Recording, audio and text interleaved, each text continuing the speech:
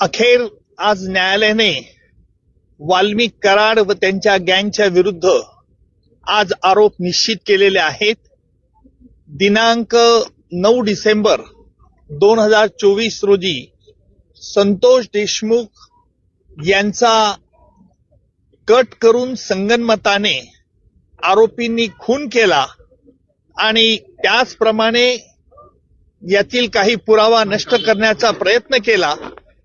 याला कारण म्हणजे वाल्मिक कराड याला जी खंडणी जो मागत होता ती खंडणी अबाडा कंपनीकडनं मिळण्यास अडथळा संतोष देशमुख यांनी केला. याकरिता त्यांचा खून करण्यात आला अशा रीतीचा सरकारतर्फे आम्ही आरोप प्रस्तावित केला. न्यायालयाने आरोप त्याप्रमाणे आज निश्चित केले. एकूण सगळ्या आरोपींच्या विरुद्ध आज निश्चित करून त्याची पुढील तारीख आता 8 जानेवारी ही तारीख ठेवलेली आहे.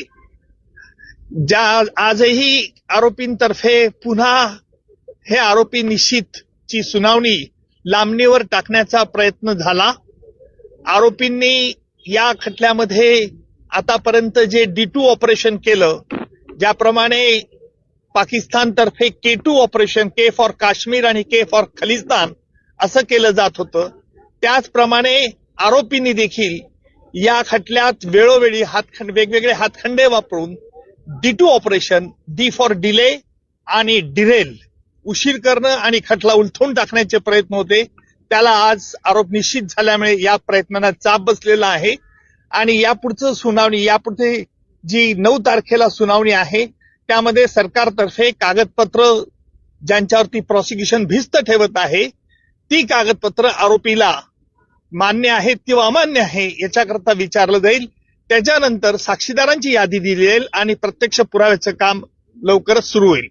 आरोपींच्या वतीने वारंवार वकील बदलले जात होते, त्याबद्दल देखील आज कोर्टाने नाराजी व्यक्त केली. काय नेमकं त्यालाच आम्ही आज आक्षेप घेतला की आरोपींतर्फे जे वेळोवेळी वकील बदलण्याचा त्यांना अधिकार आहे, नाही असं नाहीये, परंतु वेगवेगळ्या 30 कारणं ही पुन्हा पुन्हा न्यायालयापुढे मांडण्यात येत होती. म्हणून आम्ही न्यायालयाला विनंती केली की न्यायालयाने यापूर्वी देखील या त्यांच्या म्हणण्यावरती त्यांचं म्हणणं ऐकलेलं आहे, त्यामुळे न्यायालयाने यावरती निश्चित प्रकारचा आदेश द्यावा. त्याप्रमाणे निश्चितपणे आज न्यायालयाने प्रत्येक आरोपीला विचारलं, तुमच्या विरुद्ध हे आरोप ठेवण्यात आलेले आहेत. सगळे आरोप तुरुंगातच होते. आरोपींनी आरोप मान्य नाही असं सांगितलंय आणि न्यायालयाने त्याकरता ते रेकॉर्ड जेलमध्ये पाठवण्यात येईल आणि जेलमधून त्यांची स्वाक्षरी झाल्यानंतर पुन्हा खटल्याच्या कामाकरता सुरुवात होईल. मात्र हे संपूर्ण प्रकरण फास्ट ट्रॅक वरती घेतलं जाईल, फास्ट ट्रॅक वरती चालेल. आता आपण बघितलं असेल की आज आरोप निश्चित करण्याकरता किती महिने वेळ लागला. न्यायालयाला वेळ द्यावा लागतो कारण वेगवेगळ्या कायदेशीर बाबी हरकती घेऊन हा खटल्याबद्दल आरोपी लांबवण्याचा प्रयत्न करतात हे स्पष्ट होत होतं, परंतु कायद्यामुळे त्यांना संधी द्यावी लागते आणि म्हणून फास्ट ट्रॅक कोर्ट असो का स्लो ट्रॅक कोर्ट असो, परंतु खटला लवकरात लवकर चालवण्याचा प्रयत्न सरकारतर्फे होईल.